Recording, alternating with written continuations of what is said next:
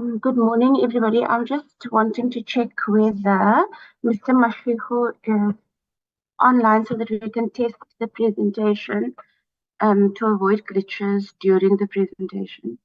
Um,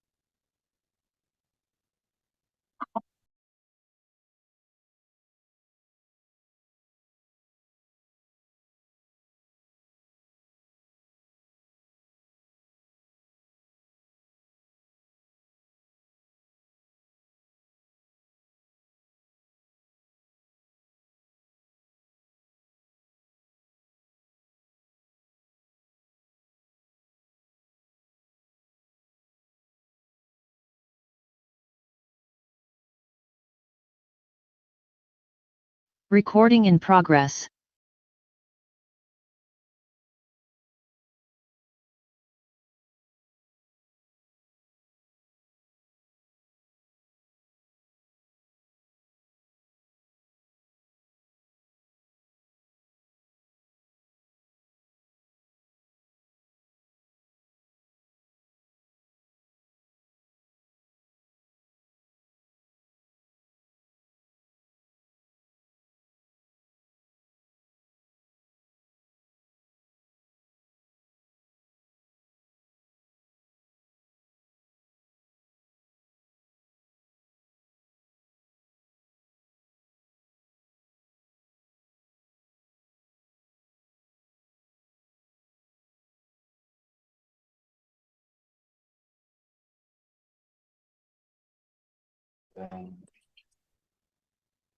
Good morning, colleagues. Am I audible? Cindy, good morning. Good morning, Chair. Yes, you are. We don't need a quorum for this meeting. We don't need a quorum for this meeting, Chair, no. At present, we've got Member Lutrit, yourself, Mr. Aiso, and Mr. Molotane are present. We need one more member to proceed with the meeting. We need one more member to proceed. Yes, Is because there we need any to have apology from? Is there any apology from the co-chairperson? No apology from Mema Shangu, and Mr. Brown so has just joined. Yeah. Probably she's going to join. Yes, Mr. Brown has just joined.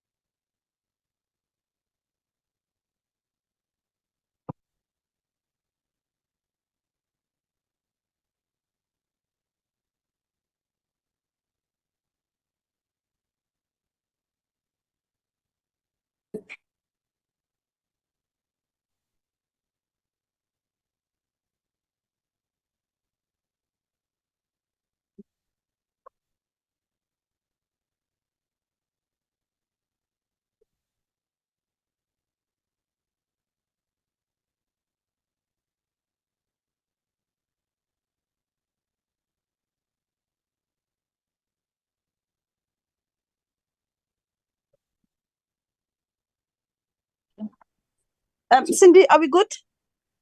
Yes, Chair, we are good to go. We've got 16 members. Oh, okay. Are we good, Cindy? Yes, Chair, we are. Oh, okay. We can meeting. All right. Good morning. Good morning, everyone. Good morning, colleagues. Good morning, colleagues. You're welcome. I'm not sure who's in the platform. I can see that the Office of the Speaker is a co-host. I don't see the Speaker. I don't see Ntate Masondo. I don't see Mama Lucas. I don't see Ntate Lichisa. Unless otherwise, Cindy, you will advise. STP, you're welcome. I also don't see the co-chair, but it's fine. You will advise Cindy as we proceed. Can we get apologies if there are any? Yes, Chairperson, good morning. We received an apology from Mr. Singh. He's got another commitment. Morning. Okay. That is the only No, apology. good morning, Chairperson, and all the people on the platform. We Good have morning. the apology of lady logging in of Honorable Khai and Marshall. They're still in Angola. Oh, okay. All right, sure. Our Angolan delegation. Yes. All right, no problem. Thank you very much for bringing that to our attention, Honorable Whip. The agenda is as follows: opening remarks by co-chairpersons, apologies. We've dealt with that. Can we then move to the adoption of the agenda? The agenda is as follows: introductory remarks by the Executive Authority on Parliament's performance in the third quarter, briefing on progress made in the restoration of buildings affected by the 2022 fire on the parliamentary precinct and related matters, followed by discussions, then closing remarks. Can we get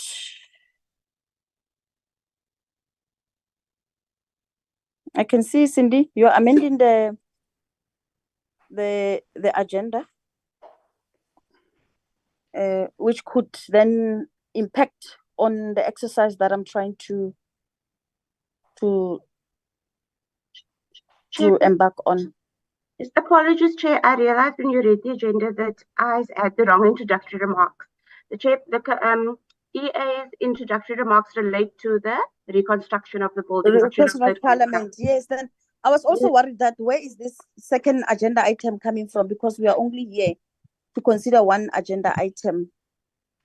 Can you please quickly fix that so that we can adopt the agenda, Cindy? Yes, there we go. I'm so sorry. Apologies for that. That's fine, Cindy. Let's move on. Okay, the agenda is been corrected. We only have one agenda item, which is which is the progress made in the restoration of buildings affected by the 2022 fire on the parliamentary precinct and related matters. Yeah. Can I invite you, STP? Chairperson, I move that the agenda be adopted. Thank you very much. And Dr. Hadebe, can we get a seconder? Can we get the seconder of the adoption of the agenda? Second. Thank you very much, Dr. Kaiso. I now will invite the speaker if she has joined. If not, I will invite the STP to then take us through the item.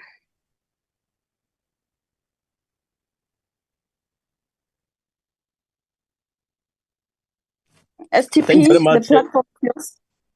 Thank you very much, Chairperson, and good morning to honorable members.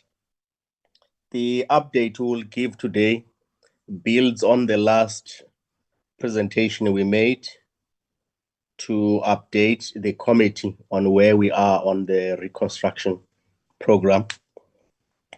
A lot of work has happened, and we are reaching a crucial stage now of readying ourselves for the demolition part of the building. on the areas that have been identified that they are not repairable. So by the end of April, we intend starting the demolition project so that over the next 3 months, the rubble is removed in the main site to clear the building to be ready. We are also at an advanced stage for the issue of the detailed design, which is steaming ahead as planned, to an extent that the finer aspects of it, we are now currently in Angola to look at the Parliament of Angola with a multi-party delegation of Parliament of South Africa. And those will be part of the areas that will be assisting us to look at all the type of amenities that are necessary to make Parliament functional. So through you, Chairperson, I'll ask our project manager, Simon, to take the committee through in terms of where we are and what are the crucial next steps to take the process forward. Thank you very much, Chairperson.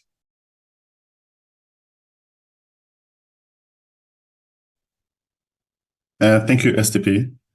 Good morning, Chairperson and honorable members. My name is Simon Machoko, as the SDP indicated. I'll just run through the presentation quickly on the basis that we submitted the original slides. There was an extensive coverage of the work that we're doing.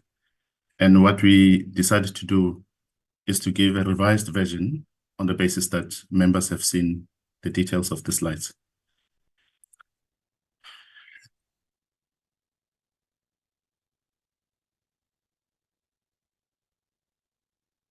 The presentation is based on the content on different work packages, and we follow that logical flow in terms of the update on progress.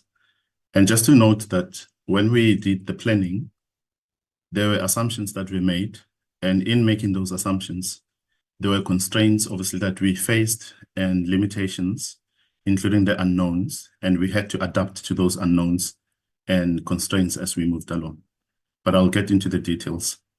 Members will know that we started with the early enabling works, which was safe access routes, asset verification, and 3D scanning. We reported previously that those were completed, and I will not get into the details. In respect of the reconfiguration of the offices for members, we reported that we completed 155 offices, and part of the work that was outstanding was the heating, ventilation, and air conditioning system of the building. The ventilation was attended to 100% and fully functional and compliant with the national building regulations. In respect of the chillers, which is part of the cooling, there were some challenges with chiller number 4, and it was uneconomical that we repair chiller number 4, and hence the decision that we took was that we need to include that in the scope as part of the work that we're doing with Public Works. Similarly, on heating, there were pipes that run on the other floors, which we could not access. And it was going to be a problem if we were going to run the heating system under pressure when it was also connected to other floors. And we decided that we'll isolate that and only attend to it on a project that we're going to run with DPWI.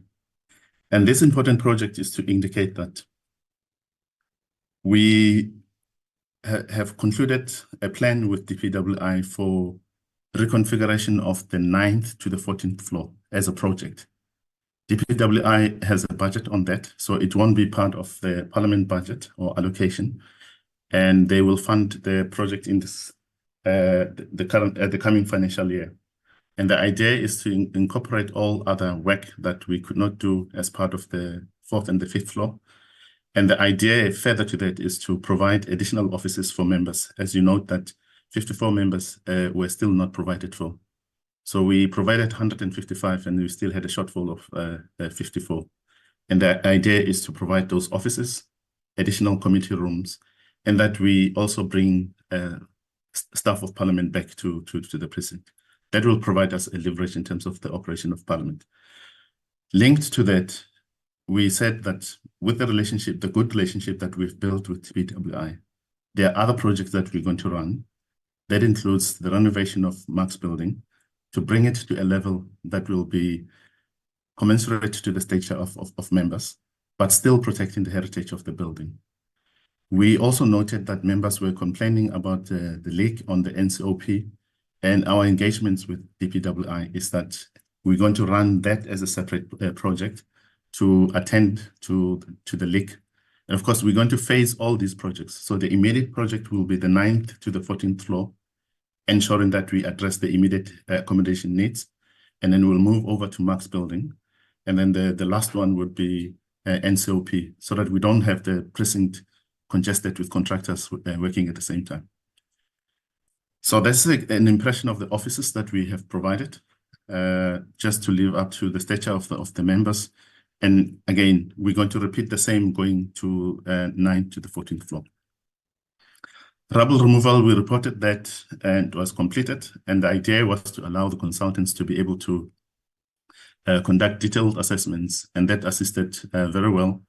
But also we completed the temporary roof on the old assembly to protect the asset from further damage. We also removed books that have historical value. And these are sort of some of the pictorial account of the activities that we are involved in. The books came in as an addition to the scope because library services felt that those are valuable heritage assets that we cannot dispose of. And these are protected by the National Heritage Act as heritage assets. And therefore, there will be a separate process conducted by library services to restore them. We also had to move marble statues that are on the basement, and also that these are protected and stored off-site. So from the main works, which is what now is the crux of our program on the repairs and upgrade of the old assembly and the National Assembly. We started off with obviously gathering requirements from different business units. And many of those requirements, including engagement of members through various forums, led to quite extensive scope. And we had to do rationalization of the scope. And then we took it through financial viability. We worked with the Gateway Review panel to ensure that we get to the level where we can say the project is viable. And that led to the least cost outcomes of our program. And the least cost outcomes, obviously, it's a relative statement because it's based on market-related costing and also what we deem to be appropriate for a functional parliament. And it was not only our judgment, but also the stakeholders had to make comments in terms of the operability of the buildings. So these are the stakeholders that we engaged, and I will not get into all the details, but it was part of the requirements gathering and also statutory arrangements lines. The key ones that we still need to engage on, obviously, having the details of our concepts, we need to have an outreach to the general public so that they know what we are doing. And this process started, obviously, public relations, put together a website to be accessible by the public, and there will be further media briefing that is going to be conducted and outreach programs. Of course, we accept that we could have done more in terms of stakeholder engagement, but internally, we went through extensive process, which actually led even to the delay in terms of the stage 2, which is the concept and viability stage. So moving on to that, having engaged with the internal stakeholders, the heritage application process, the process actually requires us to look at the history of these buildings. As you note that the NCOP was the first building built in the 1800s. And of course, in the timeline, SARA, or the South African Heritage Resources Agency, requires that you give an account of the history of the makeup of the buildings. There were many additions that were done over the years from the 1800s up to 2010 being the last one at the National Assembly. And all this has relevance in terms of how you grade the buildings and what would be regarded as acceptable from demolition. So in that grading, what we then had to do through our heritage architect was to look at which sections of the building are most sensitive or protected more by the heritage provisions. Obviously, those that were badly bent down or affected by the fire, they were actually regarded as low in terms of the heritage risk.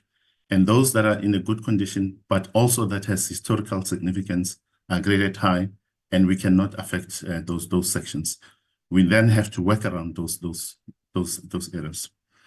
So with having gone through the SARA application process, there's an initial arrangement that we made for us to be given permission to demolish the sections that were badly affected by fire, and those that do not have much heritage significance. And of course, some of the sections contradict with the national building regulations for compliance. As you know, that some of the spaces are too cluttered, and it does not make the building to be safe for fire in terms of fire codes and other building regulations.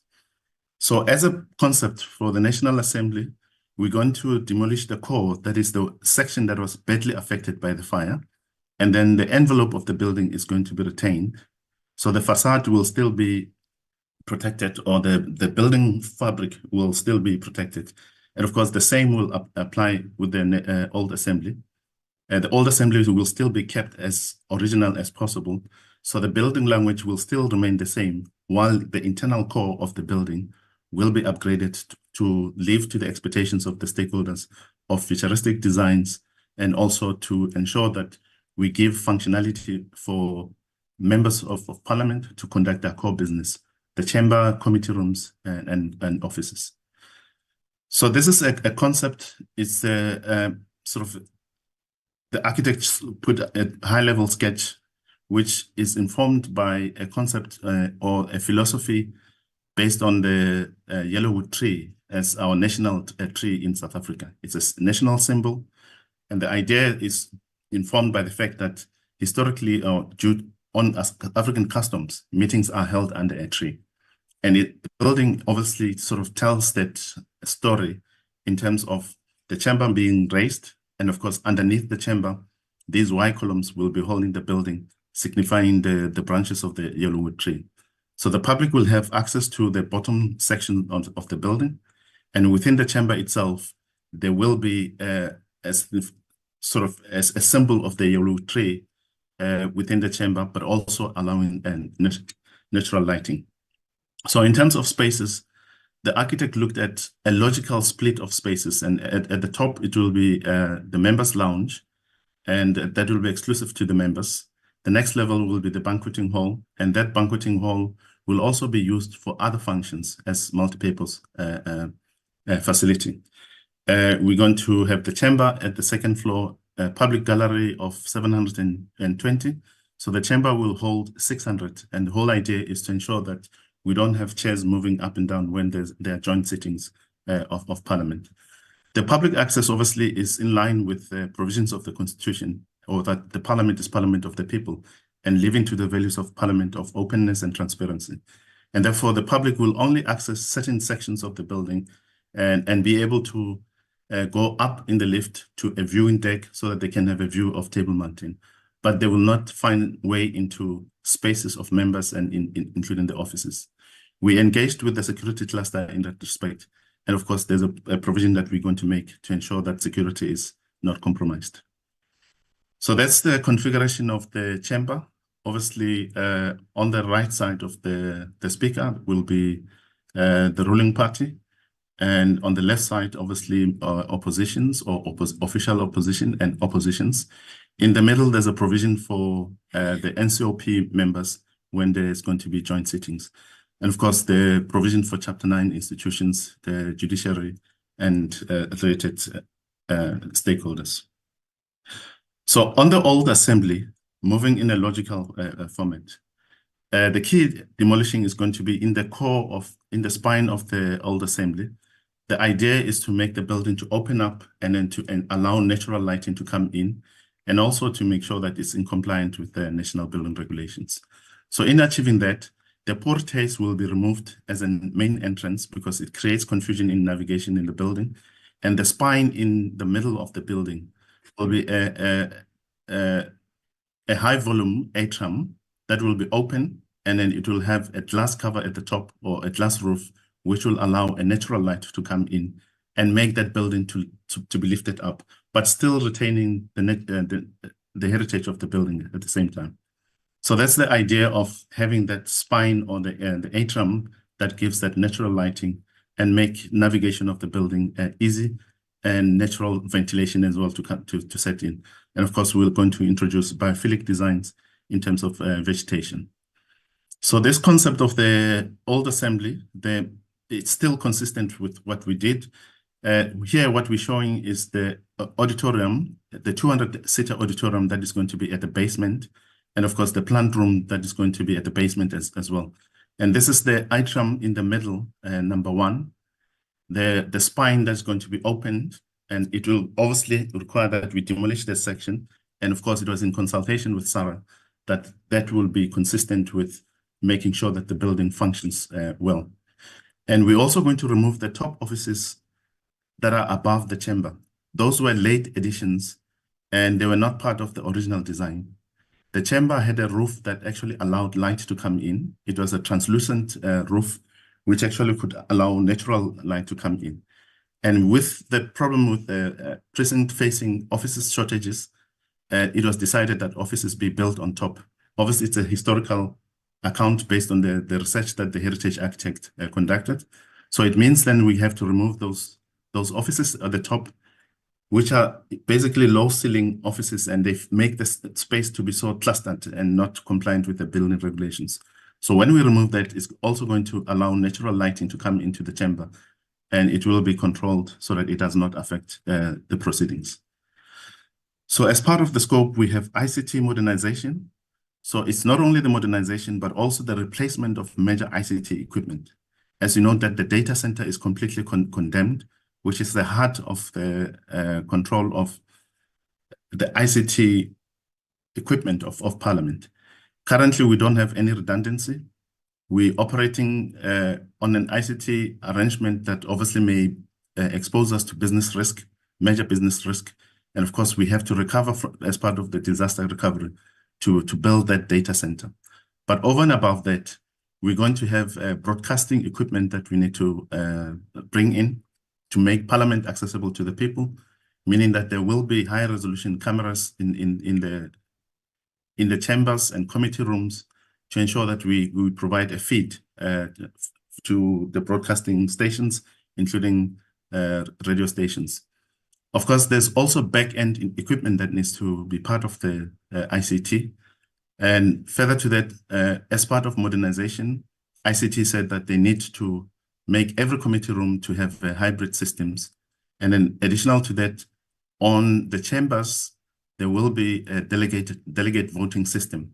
And the volume of the units that we have to provide also are cost drivers. Of course, the data networks are also part of the requirements. We also accepted the requests from members that there must be a daycare center, and we're proposing the guidance cottage that is behind Good Hope Chamber to be an ideal position for a daycare center. It used to be a daycare center, so there will be minimal changes that to be done on that facility. Of course, it was also chosen for reasons that it has enough grounds and then double fencing, which will provide security for the little ones. And of course, even the access control is very tight. But the building is currently used by the presidency. So it means that we have to have some negotiations in that regard so that we can find an alternative space for them. We wrote to them and they confirmed that they received our proposal and they will revert to us accordingly. So with that, it brings us to our estimates. Of course, we moved from an appropriation of 2 billion, but from that appropriation, it was understood that it was only a high-level estimate, which was not supported by any scope or any details.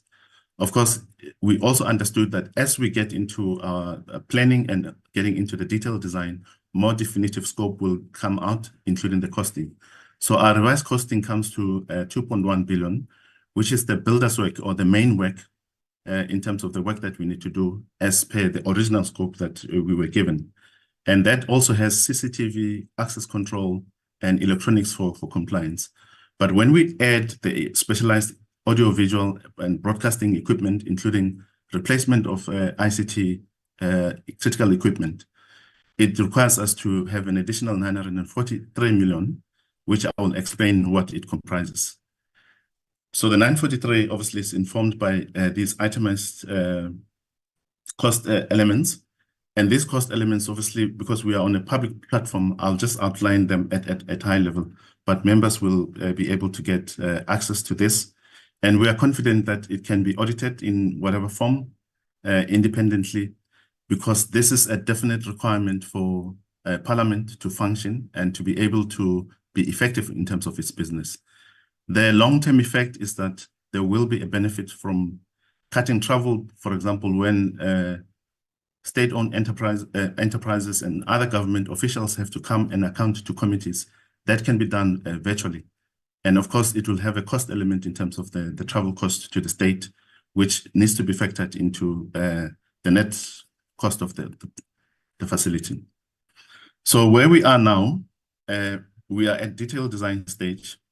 And basically, we have completed stage 1 and stage 2 and gathered all the requirements.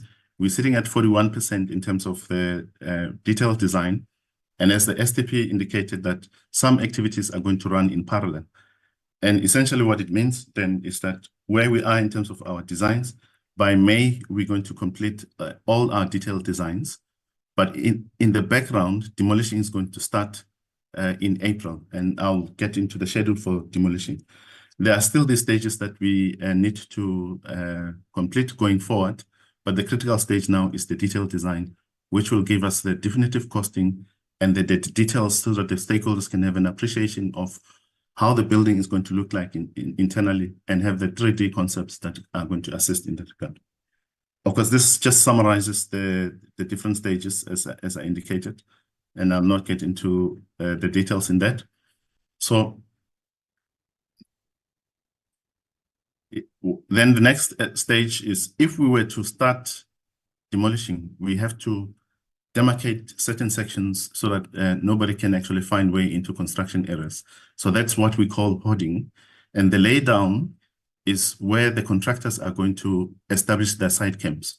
So the idea is that if we were to run the laydown plan, we're going to disrupt Parliament. And for us to have minimal disruption, we had to look at different options. And option 2 is the most favored because it will be partial closure, which we recommend that 10 years be closed or closed for the duration of the project, and Africa House if possible, and that ministers should maybe work from the government department offices because those buildings are very close to the National Assembly and the old Assembly. And when we run demolishing, the impact is going to be high. So it's in the interest of the users that we have that partial closure. And obviously, it will be a disruption. So this slide is just to show how we're going to demarcate the line. So the yellow line that runs around, that will be the actual cutting off area where it will be restricted and be a construction site. And the red, which we're showing just next to the Good Hope Chamber, is the parking. And it will be a site camp for the National Assembly contractor. So then the parking will be taken away. And of course, there's an underground parking that we need to request as well so that the contractor can set offices. The old assembly contractor is going to set a camp on a portion of near Mester parking. And that also will mean that we reduce the operation of the parking for Parliament and for members of Parliament and staff. Obviously, we consulted with the security cluster in terms of navigation around emergency evacuation procedures, and they need to validate that we on Tuesday in that regard. So moving forward, from hoarding that we're going to start with, we're going then to demolish. And as I explained, other activities will be running in parallel. For example, your completion of the designs. So I'll just at high level indicate that the DBSA advertised a tender for demolition, and the critical dates that we need to look at the top is that it will actually be completed by the 8th of July. The dates are read from the right going to the left because this comes from MS schedule. So the 8th of July, we're going to complete the demolition, and that's actually the actual active work that's going to happen. And that process, as the SDP said, it will start at the end of April, and it will also allow that we have other processes running at the same time. And that includes obviously completion of the SARA application processes because they are not affecting the demolition work. So part of the work then that we need to do as we are demolishing, we will be doing procurement for the main contractor who's going to build the concepts that we were showing sort of in completion. So the key issue, our key dates that we need to look at that is the fact that there was a pre-qualification that was completed by the DBSA. So we have 6 pre-qualified grade 9 contractors that are waiting to price the documents. And of course, once the demolition contractor completes the work, those will come in and start their construction in August.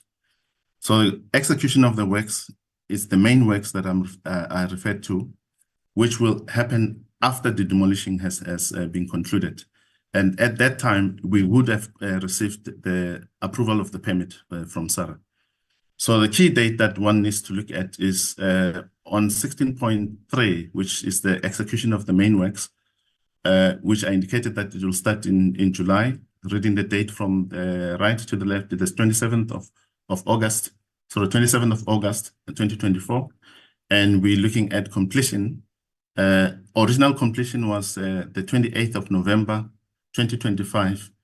But we're pushing out just with the month because of the issues that we faced in terms of stakeholder engagements. But there are other activities that will run, which relates to the final commissioning, the final fix of the ICT modernization process. And we're going to engage the contractors, the shortlisted contractors, in a workshop session to ensure that we get a buy-in in terms of the process that will ensure that we stick to these timelines. So the closeout process, after we've completed the work, there will be another stage which will be largely administrative and contractual. I'll not get into that process, but just to say, as a process, Treasury will want us to prepare a final account, and ultimately we have to take the final account, the closeout report, to DPWI so that they can put the value of the asset in the asset register and then adjust their books accordingly. So part of the work that we do is bringing in students. On the work integrated learning, we had a target of 30 students for this current financial year. We worked with the universities, but we had challenges in the implementation of this program, and we only have 18 students out of the 30 that we targeted. The next financial year, after March, we will be obviously getting into construction, and we're going to get now the TVET college students to come in onto the program. And we're also going to have the graduates from the universities and tertiary institutions to be assisted with professional registration, but that will be in the construction phase. On the present master plan, the idea of the master plan as a deliverable is for the team to get a framework that will assist us in terms of optimization of spaces.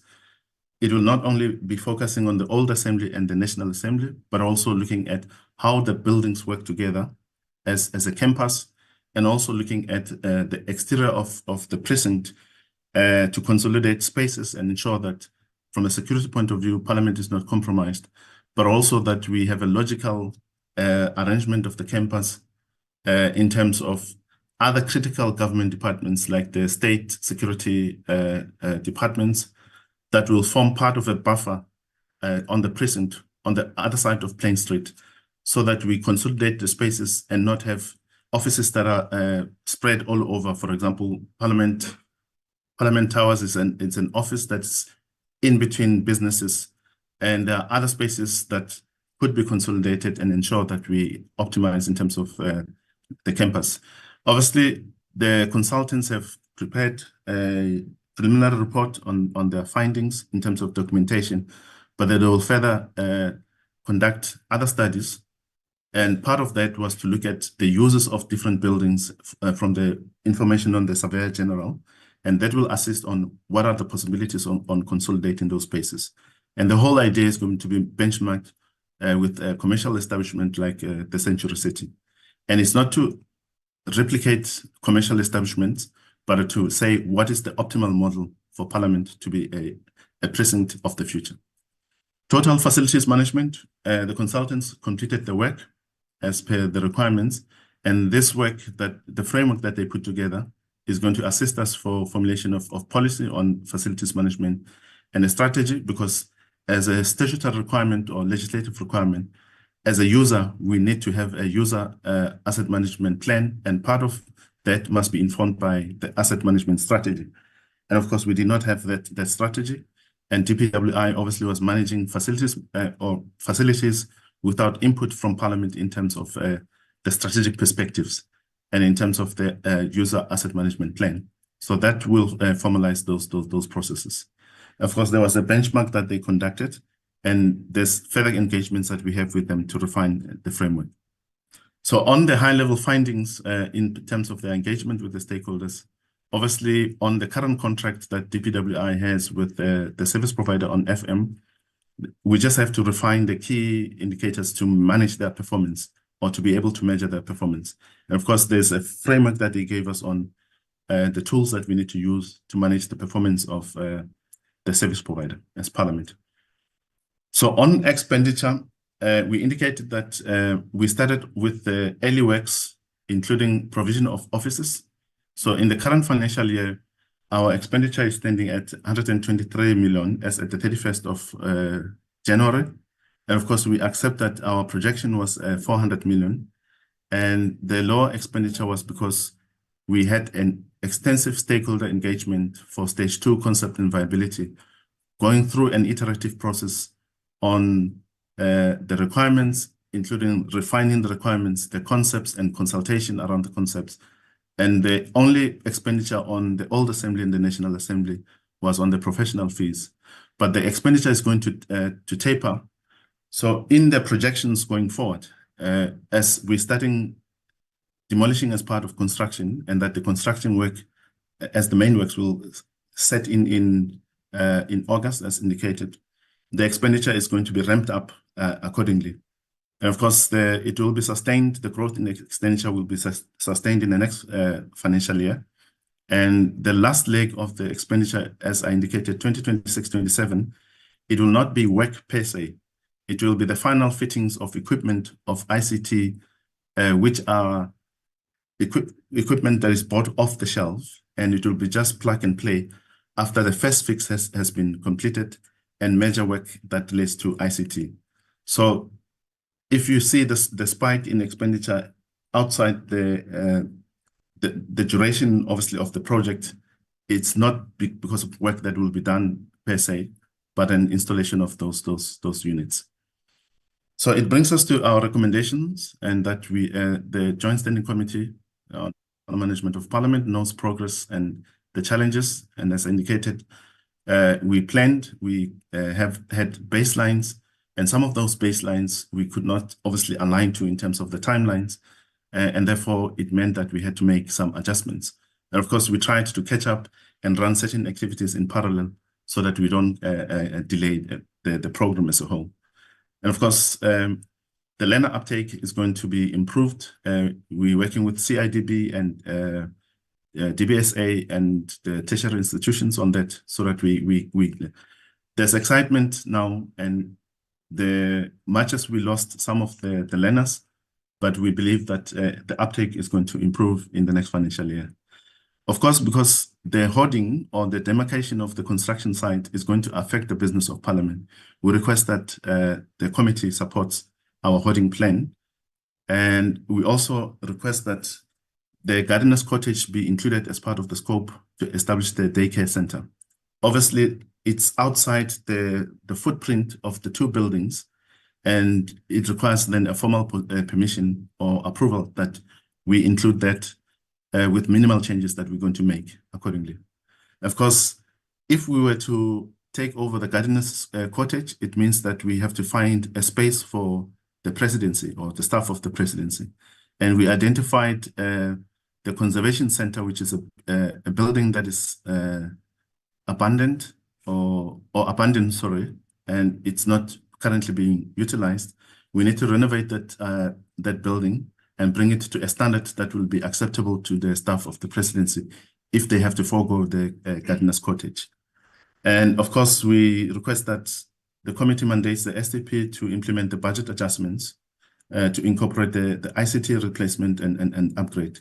Of course, if this process is accepted, then we'll move to the next level of the budget facility for infrastructure application, which is a treasury process, and mainly based on the cost-benefit analysis as a case or a business case as well, and the actual technical provisions of the facility. So that ends our presentation. I'm not sure if the SDP wants to add.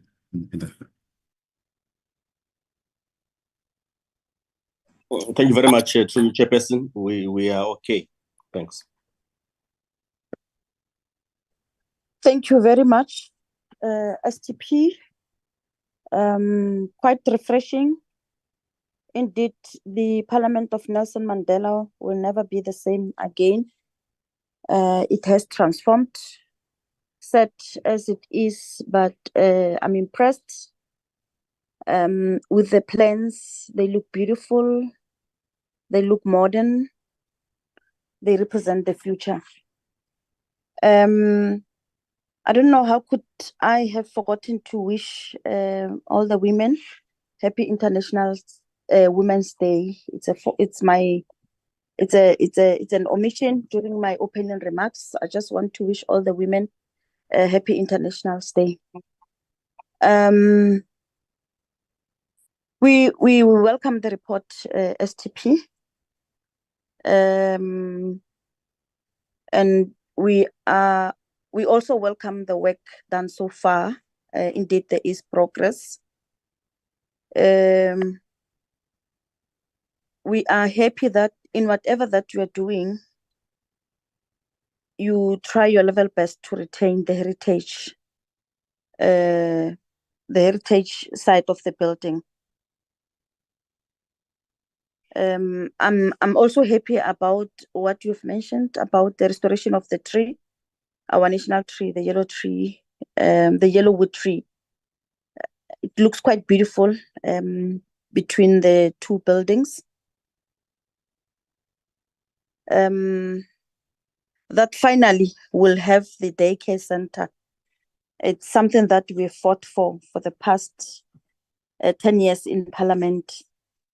It will definitely make young mothers to feel, to work freely and effectively, knowing that their children are within reach and they are being taken care of.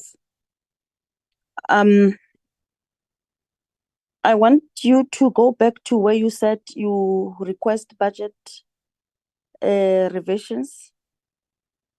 I think you said the 2.1 billion. I did not get the other number as to you want it to be revised to what, and of which I think should form part of the recommendations. You spoke about the books that can be saved, but you did not mention the pictures, because there were pictures also, historical pictures that were affected. And at some point there was work around that, but the presentation is quiet about that. I want to also make a special request that we restore the same flags. Remember, the whole building bent down, but the flags resisted. They did not bend, they were still there. So that we don't replace them with new flags, we still retain those old flags. They are symbolic. They gave us hope. So we would want them to continue with the history of the new parliament. Maybe before I can invite members, can you bring back the slide that deals with recommendations, so that when we engage, we should also be mindful of the fact that there are recommendations put before the committee that we need to agree to, and that we reflect on them as the committee. I've made my submission that the revised budget and the amounts should form part of the recommendations, so that the report becomes, the recommendations becomes clear, and we know that the amounts are not forming part of the presentation, but also this recommendation and request for the portfolio to adopt. Members, there we go. There are 1, 2, 3, 4, 5, 6, 7. 7 recommendations that I would want us to reflect on, with the 8th one, including the finances. I'm not sure if STP will be able to amend your document while we're still debating. Having said that, I will then invite members. I see there's a hand of Member Siviwe and Member Tim.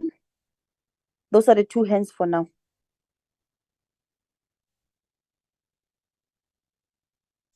Member Siviwe? Thank you very much, Chairperson. We've noted the presentation and in particular the recommendations. I think, the recommendations are mostly technical in nature. Things like, for instance, moving the gardens cottage, and all of these things. I think the committee wouldn't have a difficulty supporting the recommendations, because it makes sense for the advancement of the work. But I've got some questions here, Chair, that I would like to pose to the STP and his team. The one is I can understand the 2 billion rand, which was the case that was made to Treasury, has since been revised because of now emergent information and more detailed planning, which makes sense. But I would like to understand from the money that has been set aside or allocated, how much of it has already been spent. So what are we looking at here? And my question is very much linked to the timelines. And perhaps then the STP can explain here, because you will recall that the things like, for instance, some of the milestones, like the clearing of the rubble, for instance, were things that were set to be completed a year ago. But I see now it has been moved out to the completion in July this year. Bearing in mind, of course, there are some delays that the team may not have been aware of. But then how does this then shift, one, the bottom line in terms of cost? Also, how does this then shift the completion date? Because I see now that the completion date is pegged at February 2026 and no longer 2025. So I suppose the 2 questions are interlinked.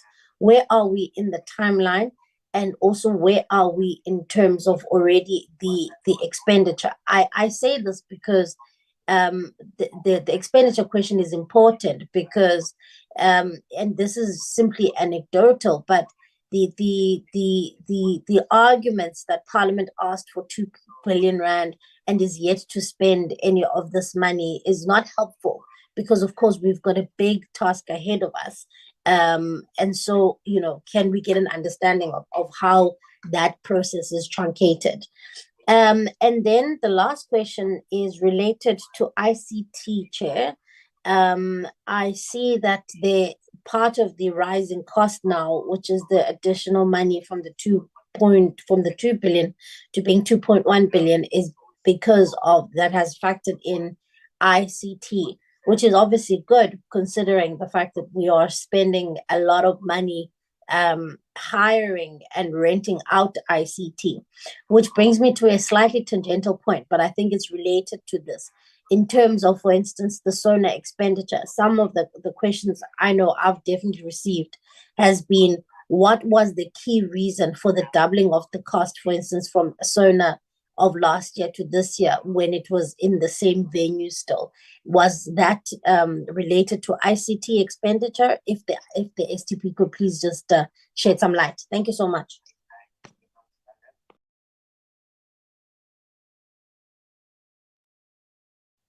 Honorable Tim, thank you.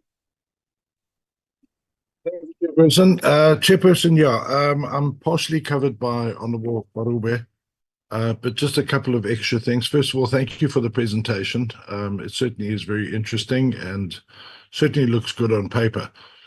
My first question is, will the actual old assembly chamber be affected in the demolitions? Because, you know, we did an inspection of that chamber. Obviously, it was a very brief inspection because of the air quality. But the actual chamber, will that be affected? Obviously, there's a lot of history in that chamber. It'll be nice to know if it is. It seemed to be intact. So that's the first question. The second question, I love the idea of the use of natural lighting, but it appears that the dome of the new assembly chamber will be, if I'm incorrect, subject to correction, will be completely glass, and that there's a similar consideration for the old assembly chamber. Have the engineers and the builders taken into account perhaps the unintended consequence that with opening up completely to natural light, you could have a major temperature problem in the chambers? Because of obviously direct exposure to sunlight, and how will that affect the chamber and air conditioning and that sort of thing? Because I'd hate us to see us build these fantastic buildings and then have them basically effectively turned into saunas during sittings. So that's just that question. Honorable Khwarubi quite correctly raises the issue of the expenditure. From what I understand is 2 billion was allocated, and now we're talking about an additional 943 million, which effectively takes the spend up to 3 billion. So my question about that is twofold. First of all, surely when the planning was done to restore Parliament, why was ICT not taken into account at that point? When the 2 billion was presented, why was ICT ignored, and why is it now only coming in? And effectively, we've seen this videos and this movie so many times that as we go along, there's this additional expenditure. Where are we going to get to a cap where we say that this doesn't balloon from 2 billion up to, let's say, 5 billion? Because every single time we get a presentation, oh, sorry, we forgot about this. Oh, sorry, we forgot about that. When you do proper project management, you're supposed to work these things out in the beginning. So I'm very concerned about that. Honorable Khwarubi has also raised the fact that the project is now 5 months overdue, from September 2025 to now February 2026. What further delays can we expect? Has that been factored in at all? Are there any contingency plans or any forecasts as to what other delays could be expected? In other words, troubleshooting. So if you worked on February 2026, surely in the planning, the project management planning, you should also have the contingency plans that if this happens, will it create this sort of delay?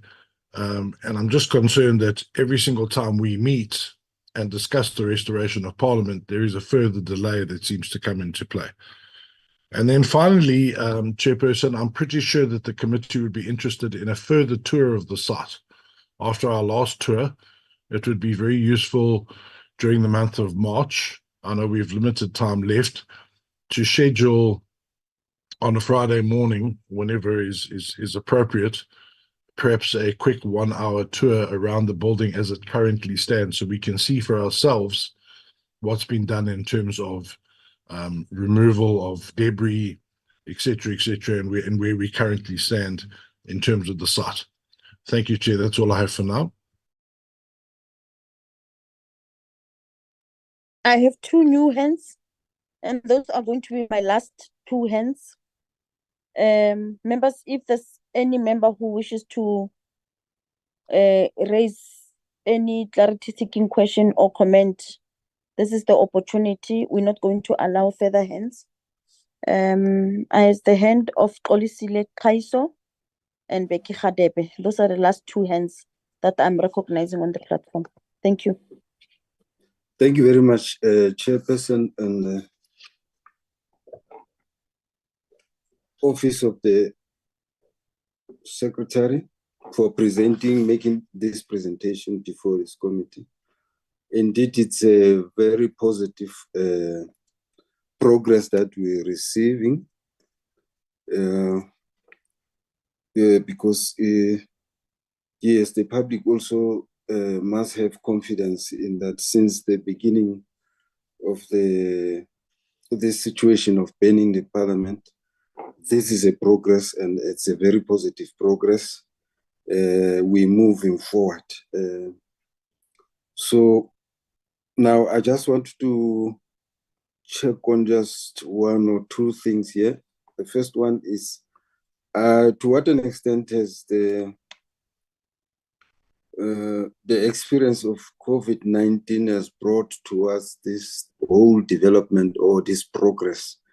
You know, whether is it, in your opinion, that it encompasses some experience that we came about during the COVID-19, you know? To what an extent do you think all these developments or this progress is quite reflective of that? And secondly is on the, you know, with the crisis of load shedding, and I just wanted to barge as to what an extent has this been nicely covered. You may have put it in a slide, maybe I may have missed it, but I think it's also necessary to barge on that area because, and I'm mentioning these two areas because they, you know, they affected a lot of production during the period under review. So, yes. Other than that, I think, well, the minimization of cost should not really, you know, compromise the good work that has been planned. It should be actually, you know, that budget must actually reinforce those project plans that have been planned to be executed on time. Yes, we have to minimize unnecessary cost, but then we should not compromise the good work that has been planned. With the recommendation, I think they are fine. Yes, maybe the issue of a figure now, I just want to put a principle, understanding that obviously there would be a situation where there would need some slight adjustment there and there that I think it would need from time to time have a look after evaluation and making a thorough analysis that there and there would be a need to adjust on the budget so that we meet the target time and yes, and the timelines. So then, well, one would welcome the issue on.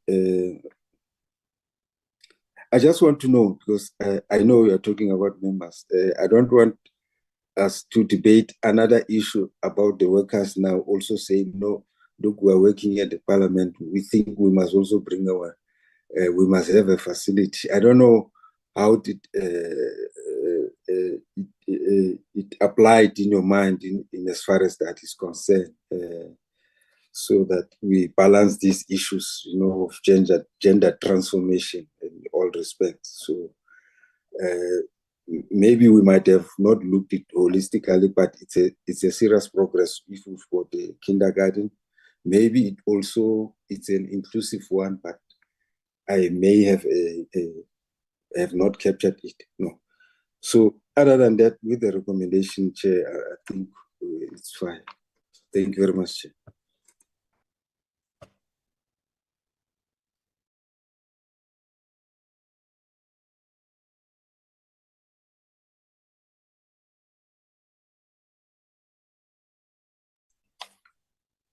Chair, I'm done.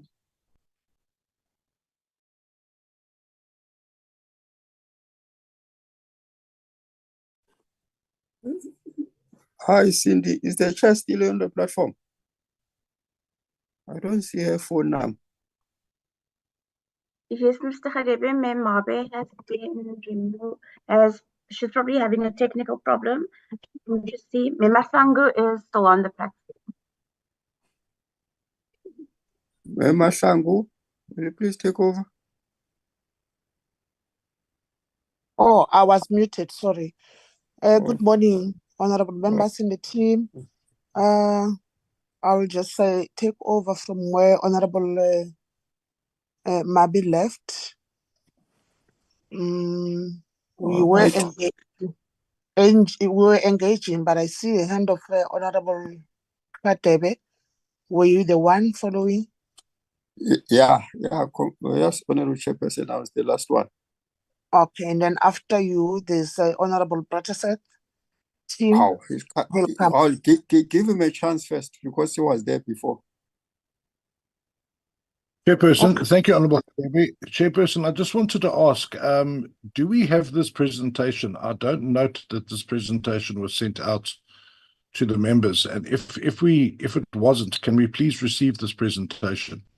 That was my only question. Thank you, Chairperson. Thank you. Noted. Honorable Hadebe.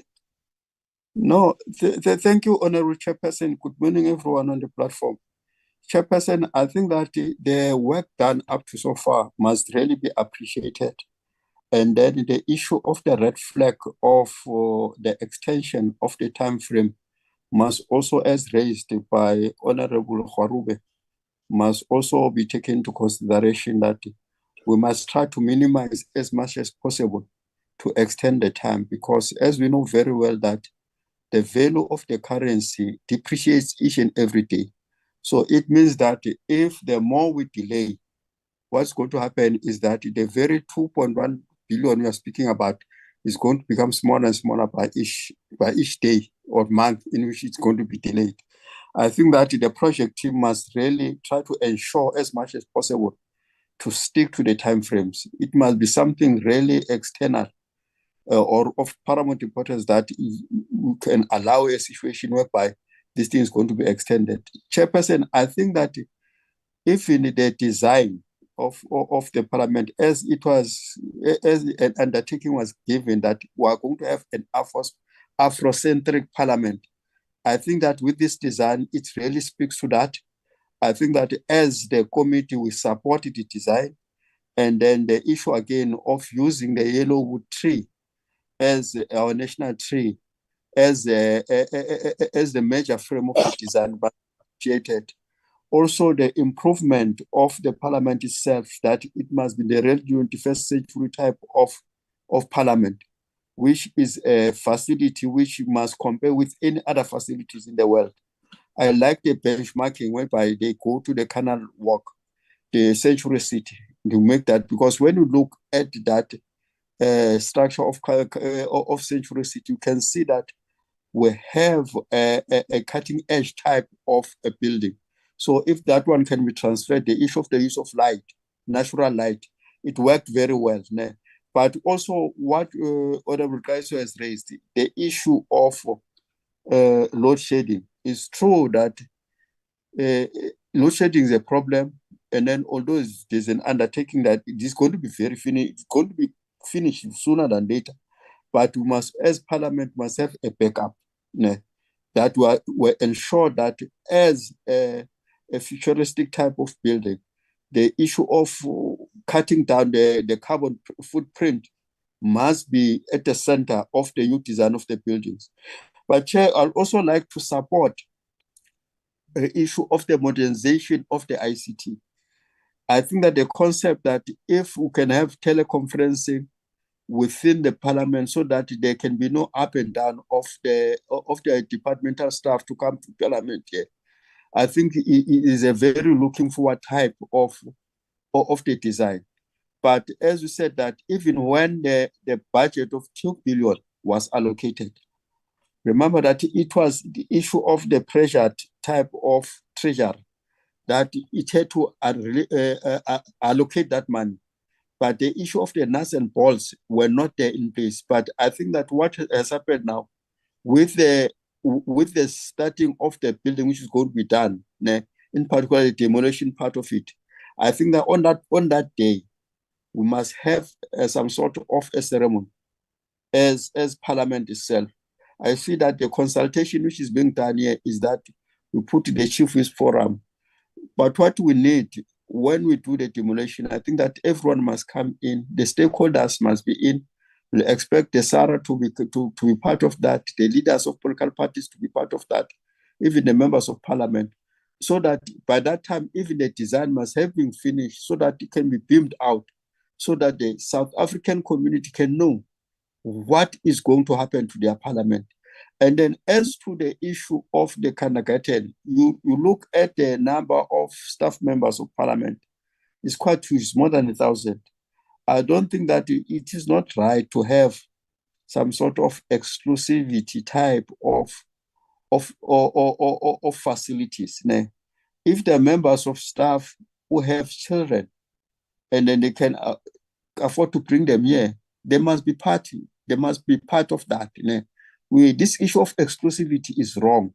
We must integrate our communities. The staff is part of the community of parliament. So whatever is going to be done with the kindergarten, I think that they must be consulted so that we can see a little bit of how large that kindergarten must be. Because it's always, sometimes even the staff of parliament works until late, but it is even going to be better if their children are here around us. But by and large, we support this design. We support also this budget adjustment. But what is very critical then, as we started with this project, we said that there must be on-time auditing of the finances. They must be on time. I think that the issue of consulting the Office of the Auditor General must be a continuous, not consulting, engagement, so that it can always make an input, so that if there are any abnormal deviation from the funding, it can be curtailed on time, so that we cannot have any wasteful expenditure out of this. But by and large, I think that the recommendations are supported, and then as the recommendation, even the adjusted budget, but then there must be some sort of a predictable a projection of the budget, that by this time we are going to be having spent that. Unlike this one of 123 million versus 400, it is too far apart. We cannot afford that. I think that the team now must tighten the issue of the expenditure. Thank you, Chairperson. Thank you very much, Honorable Kadebe. Honorable members, I think now we need to give STP and the team to respond to the questions that you have raised and comment. Over to you. Thank you very much, Co-Chairperson. Yes. Sorry, I Thank lost connection. I'm back now. My humble apologies. Welcome back, Co-Chairperson. I've just handed over to the team to respond. Then you can take it from there. Okay, maybe before, I'm not sure if they've responded to other questions that were raised, but before that, STP, my only question is that we would also want to satisfy ourselves that the service providers, they do represent the demographics of the country, and please share with us as well with that regard as to whether they do they do represent a true reflection of the demographics of the country, and if not, what are the challenges? Thank you, Chair.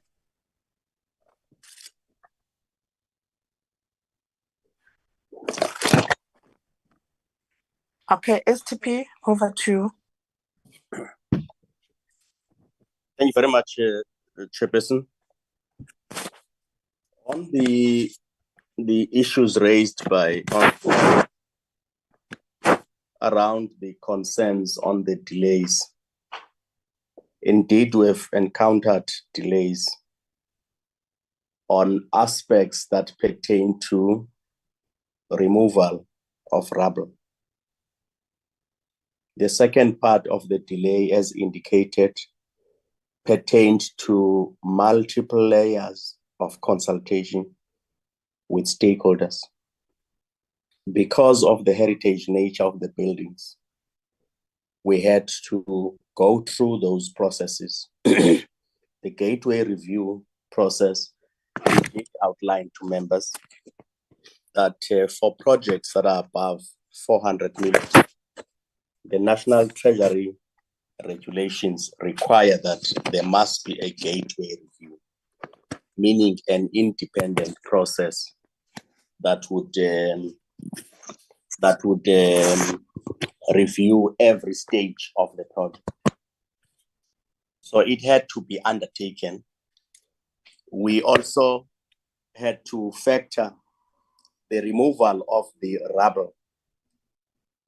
So rubble is not only going to be removed in July 2024. To the contrary, we were supposed to have finished removal of rubble in our very first preliminary presentation we made by end of May. We could not do that by end of May last year, owing to the fact that the first consultant contractor we appointed, when they were so awarded in April and May was starting, they pulled out of the contraction. They pulled out from the tender, citing other reasons. So what that requires is that we must then go back and select another contract. Hence, that work had to be pushed back to July, taking away from us 2 months on that process. So there was phase one removal of rubble, which entailed the first 2 months where we had to reassemble assets that needed to be assessed, firstly, for audit purposes. Package, put them aside for audit purposes. Second part, assess, put them aside for heritage salvable items. That was undertaken. Thirdly, the actual removal of rubble itself, because water had to be extracted first, as we said, honorable members. And that included a careful management of the methane gases that hydrologist engineers who were brought on site indicated that this water at this stage, because of the amount of volumes that we use to suppress the intensity of the fire, then there's a lot of gas that is there. So just extracting the water itself may have rendered the remainder of the building combustible. So all of those things are beyond our own control, and they can only be determined out of detailed assessment, which is normal in any planning process and construction work, that you factor in site condition assessment. And those things had to be undertaken. So removal of water volumes, removal of rubble after assessment was done and completed. The hoarding of the old assembly was done and completed. So this type of rubble removal now will be necessitated out of the end of April, starting of the demolition of those areas that have been identified to be collapsed because they can't be able to carry any refurbishment around them. So consequently, there will be rubble. So it's not that rubble is only going to be removed after a year. This is phase 2 rubble, because the site now is going to be cleared for lay down purposes. The third area, honorable members, is around the budget itself. Members will recall that at the very first outline of the project, we did say that based on representations made by the executive authority, that funds must be allocated for this project during the medium-term budget policy statement of 28 October 2022. Funds were allocated to Parliament, and the estimation allocation was 2 billion. It was just an appropriation made at that time to say, come next year's budget, we will appropriate the amount of 2 billion. In addition to that, an amount of 118 million rand was allocated to deal with the emergency issues that have been caused by disruption of office of members. So essentially, we had 2,118 million rand allocated to deal with the office disruption that we had, plus the ballpark figure for the appropriation of the building, not the budgeted detailed work, appropriation for Parliament to start its construction work. We were also consistent, members, to say that this is the amount allocated. It is in no way saying this is the total amount to rebuild Parliament. And this is one point we have been consistent to make reference to, precisely because out of the detailed design, which we have now reported today, was sitting at 41% of the detailed design. By the time full detailed design is done, there will be engineering scoping, there will be assessment, engineering economics that would outline the striking the balance between maintenance of heritage and the modernization that we have now explained around the buildings.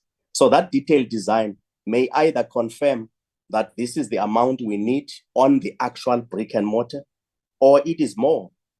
And once that detailed design is signed off by Parliament, it would evidently show quantity surveyor assessment. What is the true cost of putting A, B, C, and D to complete the design that would have been completed? The figures that it will state will be disclosed to Parliament to say this is the amount. They will be disclosed to National Treasury. They would have been signed off by an independent panel, what is called Gateway Review Panel of external experts that we did present their credentials, from which institution they come from, and as signed off by the National Treasury. So indeed, the amount may go out, but we have no crystal ball at this point to be able to say, will it be 2 billion? Will it be 2.5? Will it be 3 billion?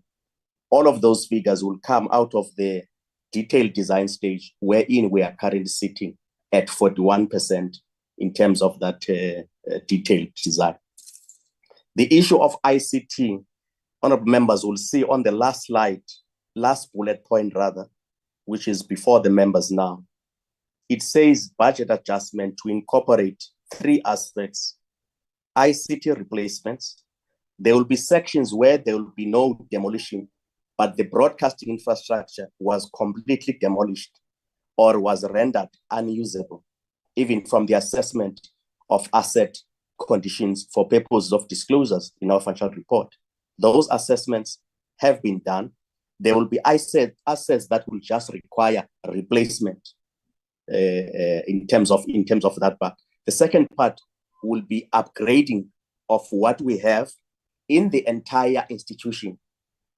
So at compatibility and interoperability are the things that will be central to make sure that the security system of Parliament, the management systems of the facilities, and they speak to today's modernization, including the building that would have been so designed to maintain futuristic issues. So all those itemized issues that go to 943 million are provisions for that aspect. The detailed design that will then cost what will be the component to dress up the chamber. There will be a detailed assessment of that part. What will be the cost of dressing up the old assembly? What will be the interoperability for the NCOP? What will be the interoperability for the buildings of Parliament up until the entry points? So the facilities management plan, the precinct review design system will then assist Parliament to make sure that its ICT capability speaks to the desired optimum functioning of the institution. So that component would be a requirement. If you take into account the assessment that was done by Kucha, it spoke of the allocation. Either option 1 would be, I think, 1.6 billion. The other one was 1.8, and there were certain elements. And in no way did it take into account all the components that the emerging design is speaking to. I think at that time, it was estimating around 600 million to be able to do ICT. It is now being re-estimated at around 943, inclusive of VAT and so on. So those are the issues that will be carefully managed to make sure that as we speak about the 2 billion, we are also mindful that it can only be a product of a final detailed design to be signed by Parliament. On the issue of SONA, Honorable Gwakube, the allocation of SONA, I don't have the specific figure now. You made mention of doubling up. But one thing we've been consistent about, honorable members, is that we do make provisions during SONA, not only for SONA. We take into account the week that goes beyond the day of SONA, because there will be debates on that SONA. And thereafter, the same infrastructure we have is also utilized for the budget that takes place immediately after the week of the debates. Because we are operating from an off-site, so hired broadcasting equipment becomes the main driver, including such minor cost as dressing up the city hall and so on. So the contrast of 2022 and 2023 from a budget point of view is a correct monitoring of the process. For instance, in 2022-2023, we budgeted 8.4 million rand for the SONA and the budget. That was the budget. We actually spent 4.1 million. So we spent 51% of the 8.4 million that was budgeted. If you look at 2023-2024, we spent 6 million so far around the current period, and we're still analyzing invoices within the 30-day period, taking into account that SONA was on the 8th of February. The budget was on the 23rd of February. So we are still within the 30-day analysis of the invoices. And some of the reasons for increases, amongst others that were cited, it was about Department of Public Works in terms of costs last year that they also carried through.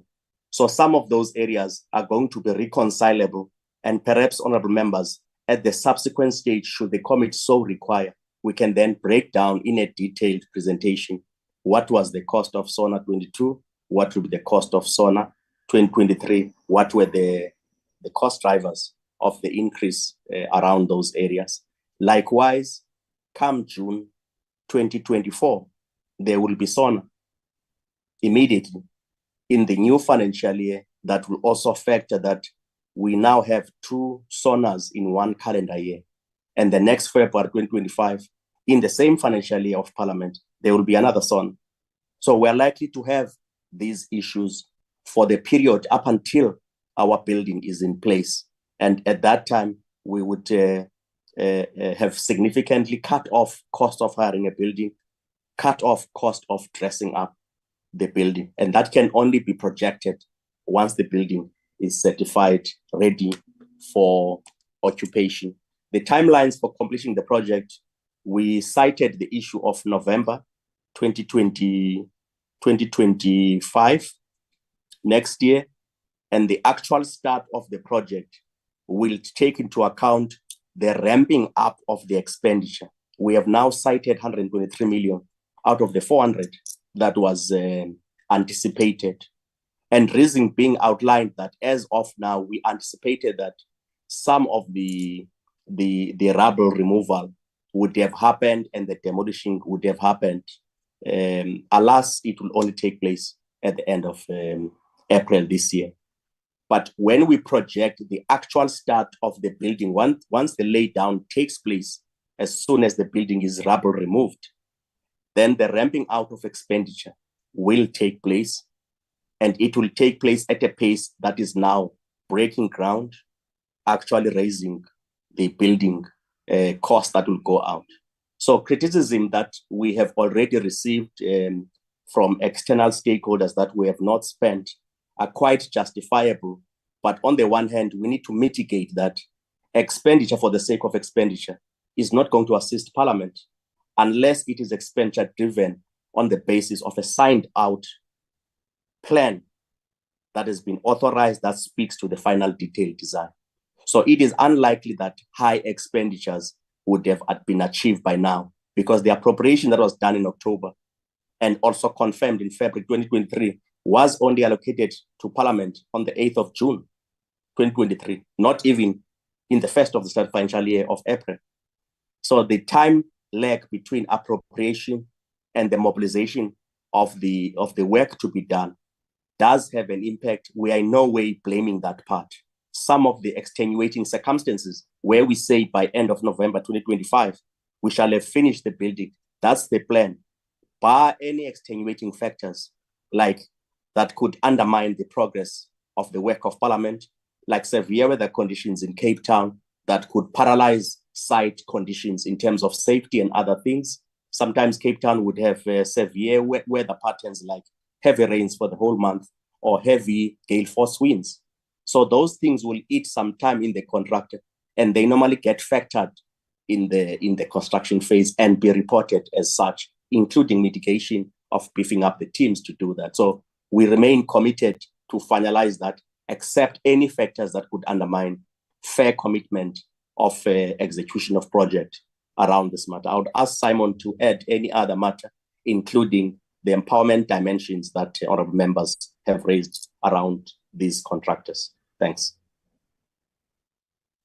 Thank you, STP.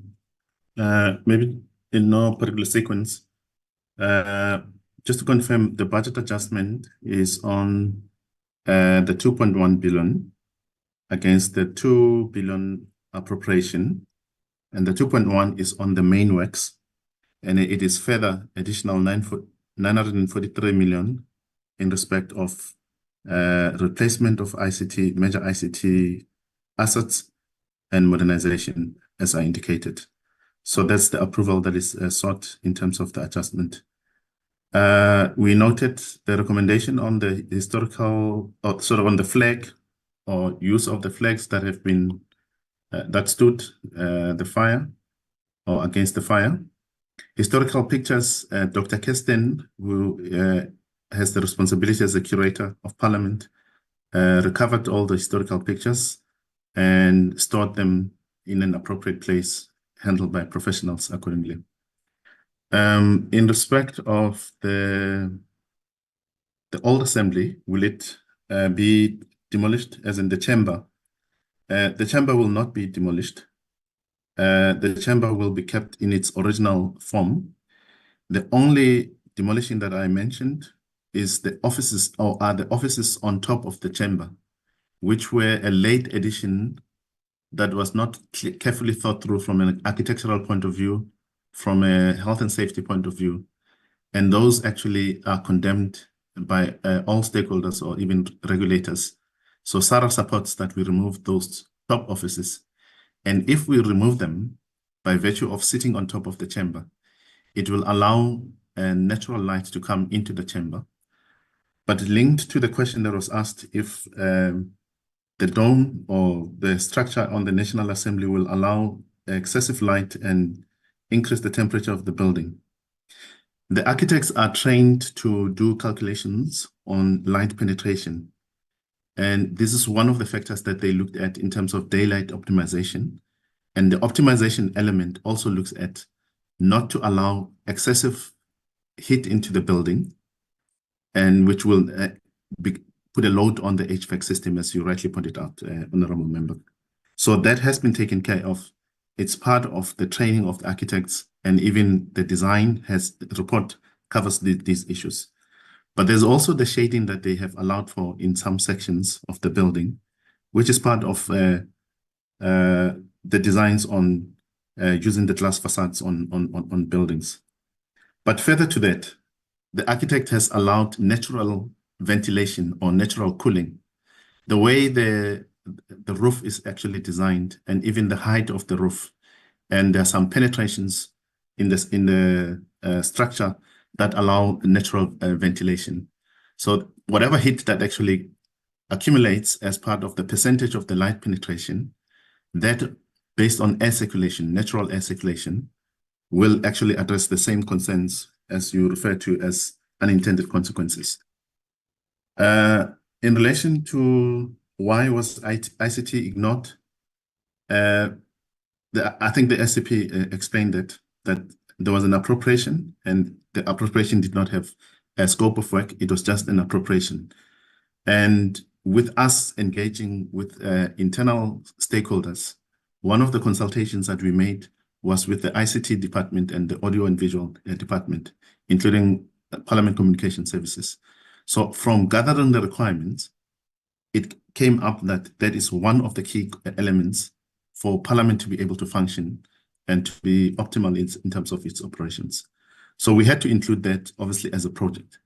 And even on the Kuha report, this was not actually done. And of course, they only did high-level assessments. They did not consult with the stakeholders like we did. And the fact that they were not fully engaged on the project, they did not get into stage 2, and therefore they could not have a chance of doing that assessment and look at the requirements of ICT.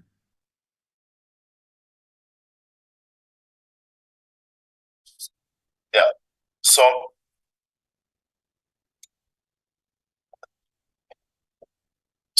we had a interference on the connection.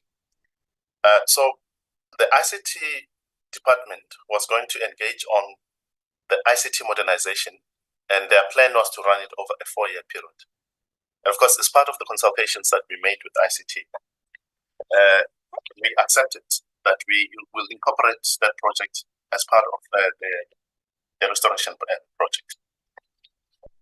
So the investment as well should be looked in perspective, as I indicated, that the benefits that we're going to derive from reduction of travel costs from other state officials need to be factored into the equation as well. Delays, that are we going to have further delays? Did we do scenario planning in case we may have scheduled delays outside the timelines that we have set? Yes, we have done that. In project management, obviously, you have known unknowns that you factor into your planning in terms of your timelines and costing. But then there may be what we refer to as black swan events or unknown unknowns, which may come in. For example, the example of COVID can set in, and that can sort of take out your timelines completely, because it's a major event that may have not been foreseen in terms of planning. But in the timelines that we've set, we've made scenarios and made provision for incorporating of possible delays. But of course,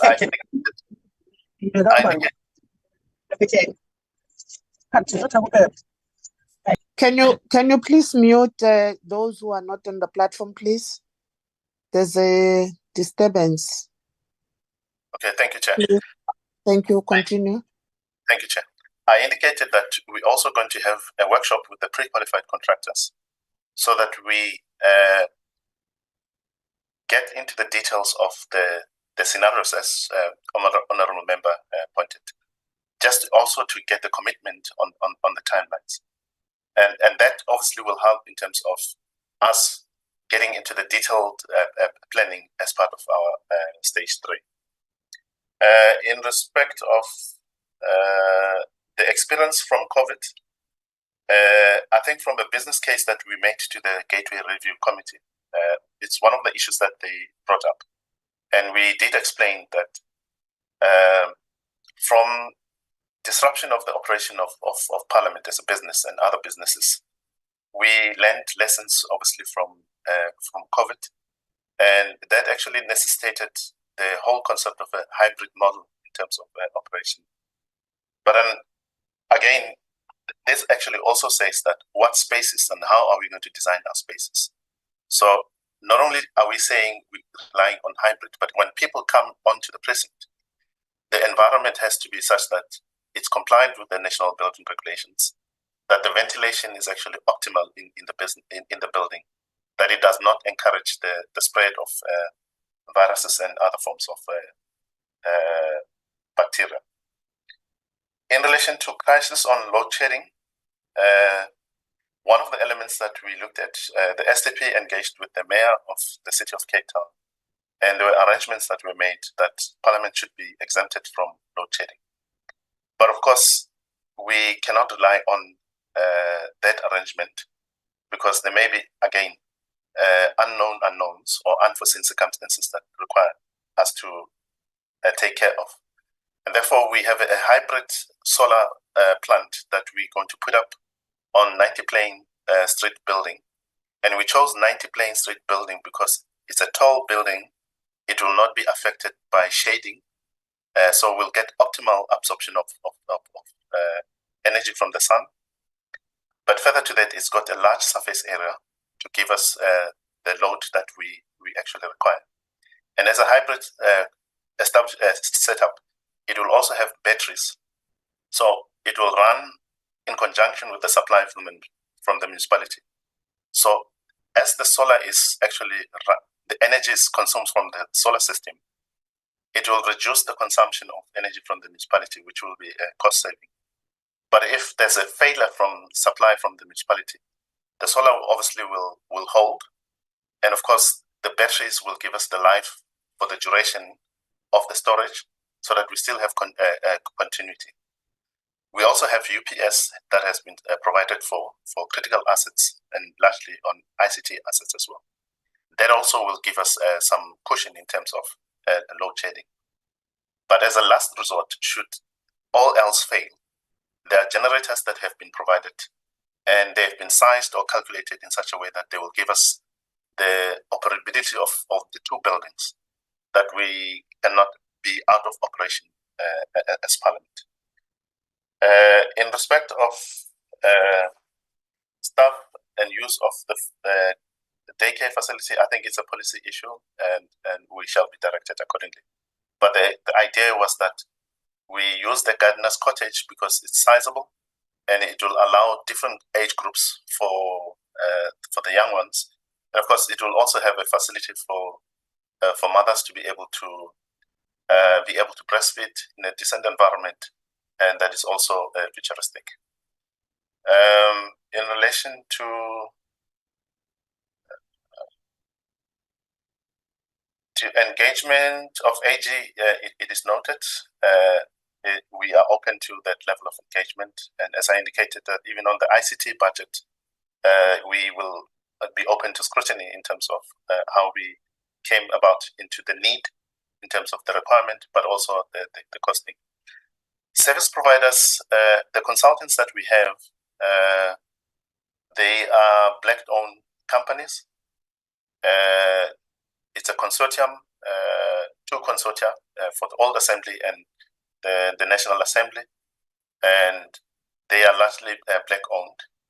But of course, we accept that we could do more in terms of the staff profile.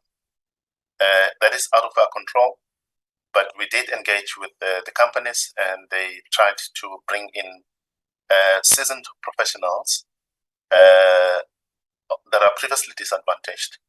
And it actually augurs well that it's not only for the numbers, but also for them to bring in their perspective and enrich the approach that we're taking in terms of our designs. If I left out anything, I'll be guided. But on the timelines as well, the STP explained that we cannot say we're trying to ramp up expenditure and be concerned about lower expenditure.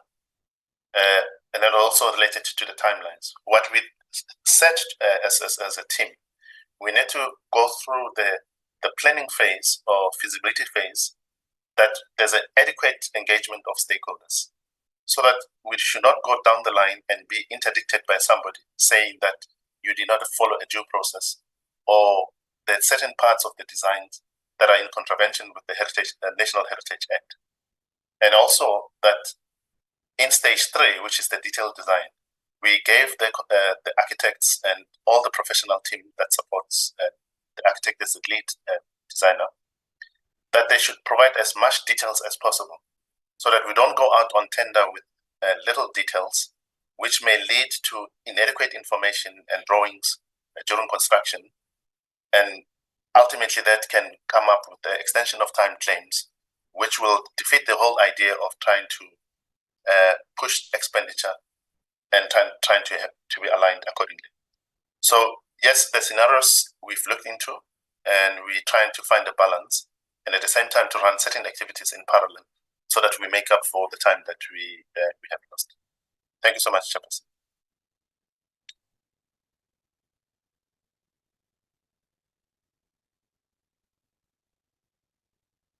Thank you very much for the responses. I see there's a hand of Tim. Tim, is there anything that you'd want to say? Yes, or anybody Chairperson. else? Yes, Chairperson. It's Yes. just a follow-up. And I apologize because it slipped my mind in my first opportunity. Chairperson, thank you to Advocate Pindela for all those responses.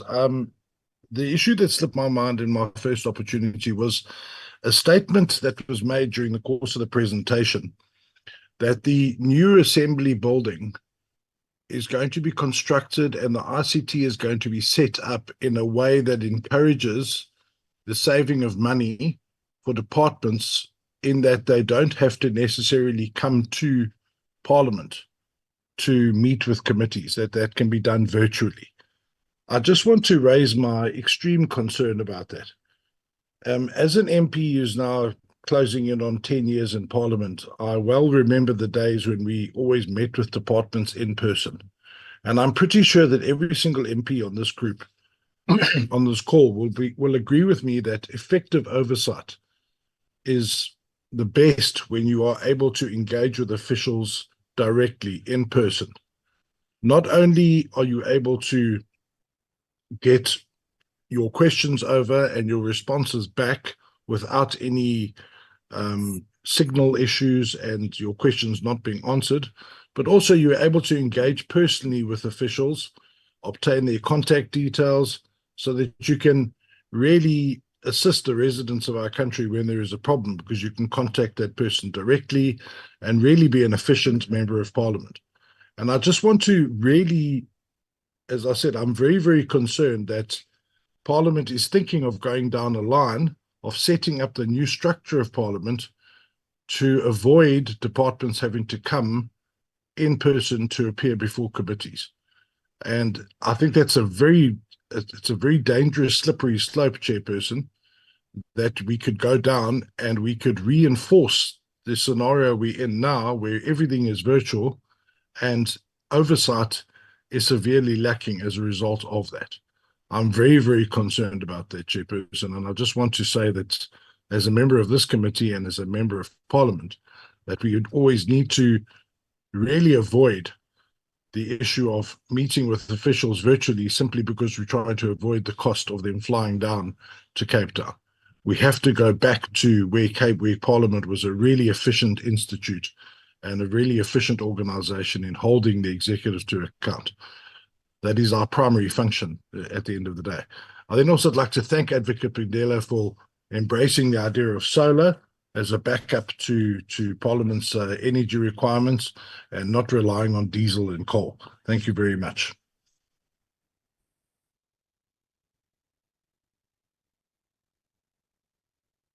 Thanks, Jim. Okay.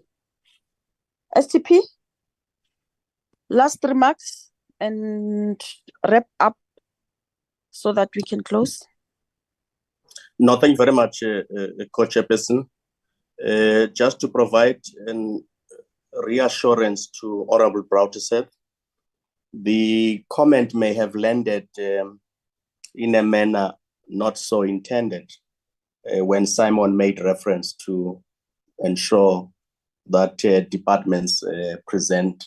It is merely about provision, because there are instances where departments may have other commitments that members need to engage on their oversight in whatever manner. If our systems are compatible to enable smooth functioning and accountability during hybrid or online, that will be the purpose of that. Not necessarily to say we are making a fundamental shift from physical presence of members in Parliament when they are so required. That is not what is intended. It is more about equipping the House to be able to handle those capabilities off-site, online, and online. And we will safely guard that Parliament's ability to exercise oversight is not eroded because we have invested the infrastructure. Thanks, Chairperson.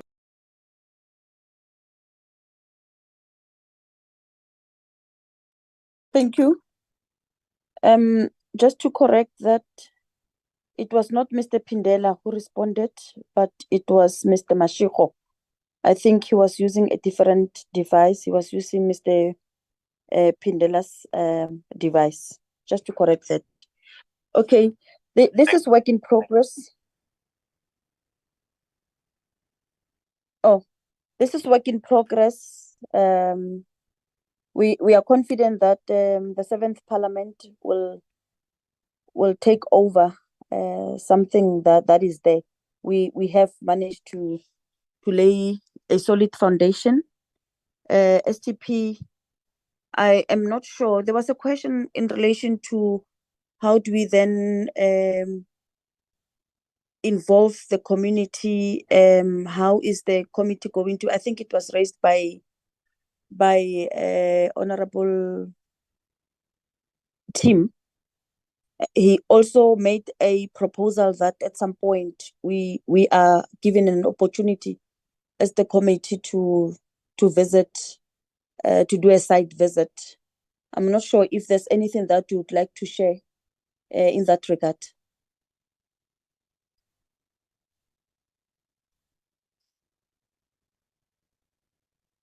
STP? I'm not sure, Chair, I might have missed the question.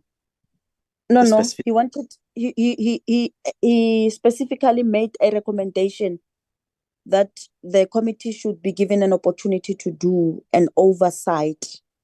So I'm not sure if there's anything that you would want to share in relation to that. Oversight on what, Chairperson? Sorry, I missed that. To visit the building. Oh, the building. Yes.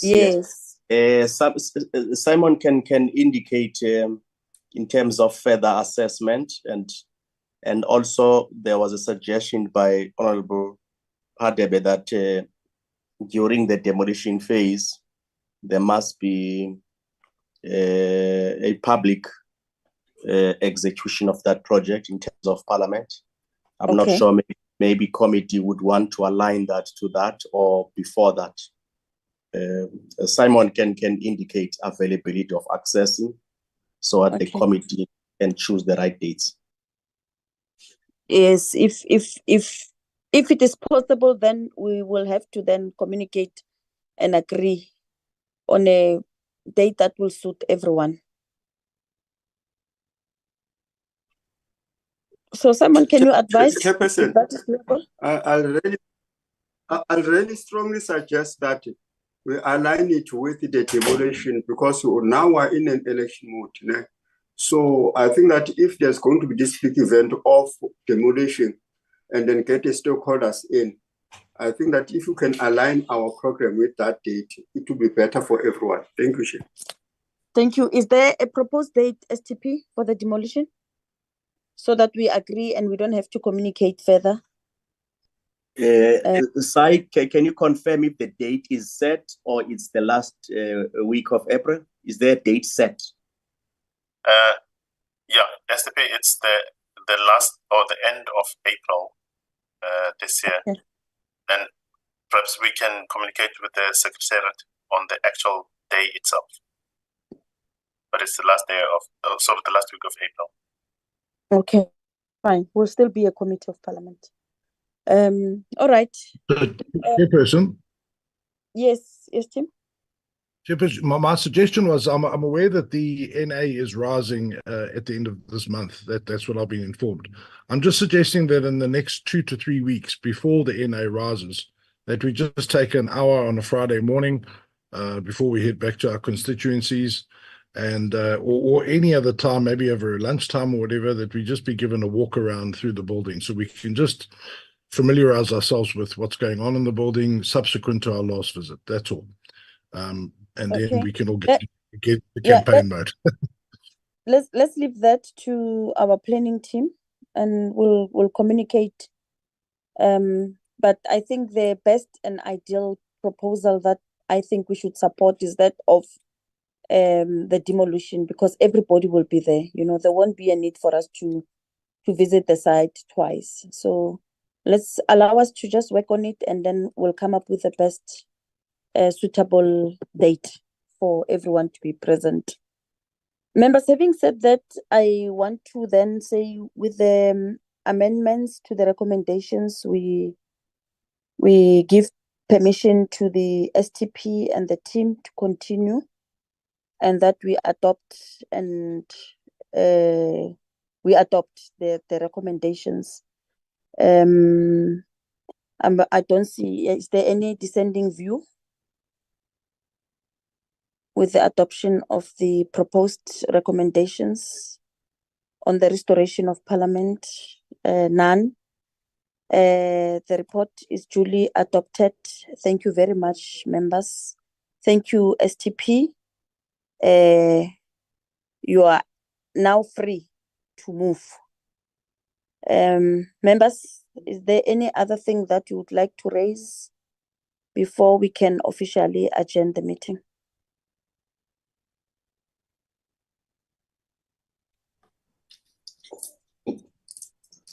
Nothing on our side, Chair. Okay, if there's nothing, then the meeting is officially adjourned. Thank you very much, members. Have a wonderful weekend. Thank you. Thank you, Honorable Chair. Sure. Thank you, Madam Chair. Thank you.